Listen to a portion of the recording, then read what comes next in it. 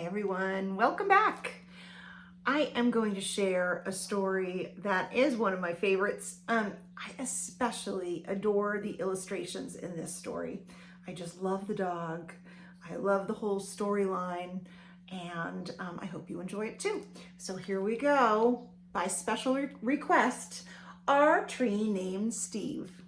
It is written by Zweibel and illustrated by David Catrow.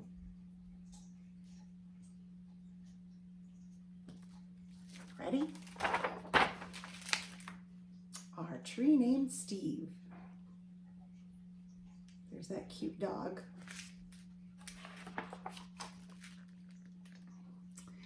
Dear kids, a long time ago when you were little, Mom and I took you to where we wanted to build a house for us to live in. But in order to build there, men had to come and clear the land.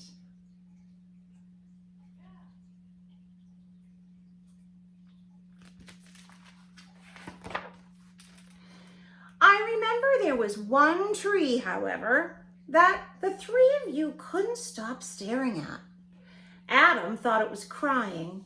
Lindsay said it looked nervous, and Sari, who was only 2 years old, couldn't pronounce the word tree and called it Steve.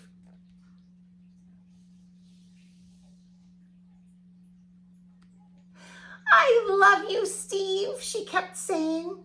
And then Adam and Lindsay started saying it, and before too long, Mom and I got the hint and asked the builder to please save Steve.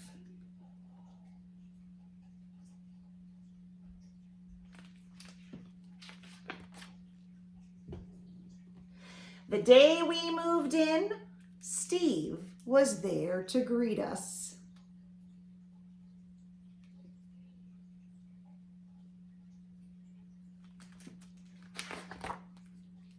He quickly worked his way into your lives as a swing holder, target, third base, hiding place, jump rope turner,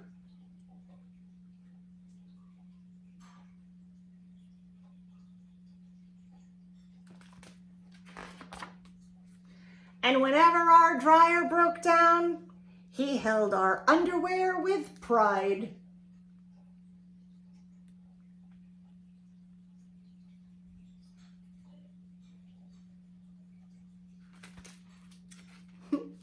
Put the underwear on his head.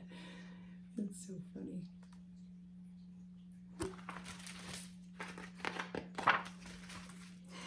Yes, right there in the center of our yard, this weird looking tree grew to become the center of our outdoor life.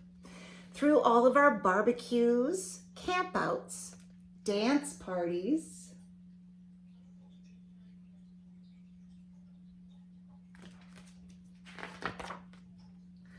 or when Adam and Lindsay started getting crushes on the Simon kids next door, Steve adjusted to our every need.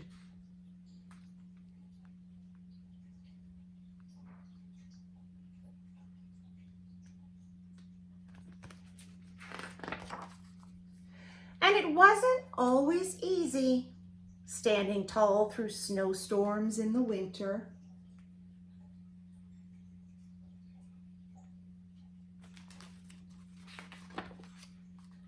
Or when Uncle Chester napped in the hammock couldn't possibly have been fun. Not to mention the time that the sewer overflowed and Steve sucked up all the smelly water before it drowned poor Kirby.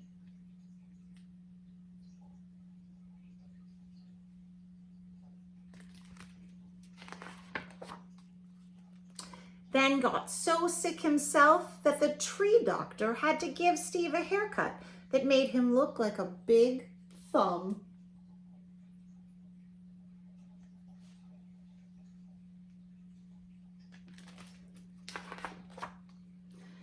Through the years, Mom and I have tried to show you, in a world filled with strangers, the peace that comes with having things you can count on and a safe place to return to after a hard day or a long trip. Which brings me to the point of this letter. Last week, a storm hit our area.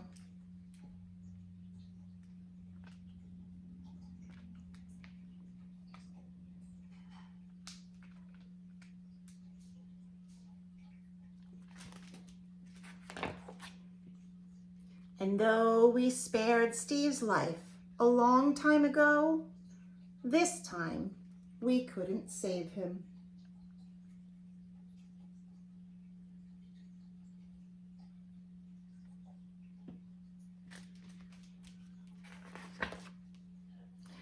Are we sad?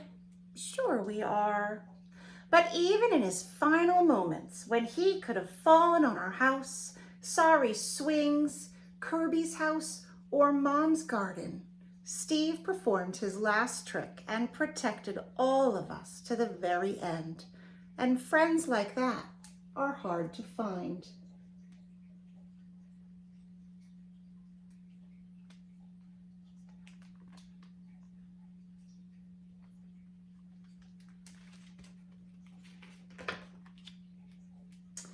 So when you come home from Grandma's next week, Steve will not be able to greet you as he's done in the past.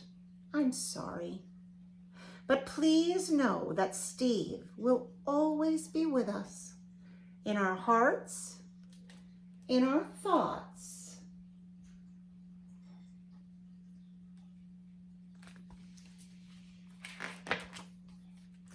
and in a different tree at the other end of our yard. See you next week. Love, Dad. So there's Kirby standing on the stump. And what does that mean? Another tree in the corner of our yard. Do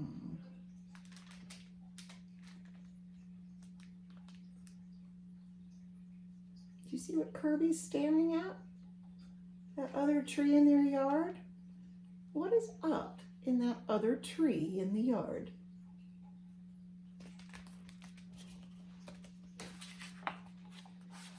Did you say a tree house? What is a tree house made out of? Wood? They took the wood from Steve, the tree, and turned it into a tree house so he would still be part of their family and part of their yard. The end. I just love that story. That is our tree named Steve. I hope you enjoyed. Looking forward to sharing more stories with you. Until next time, happy reading.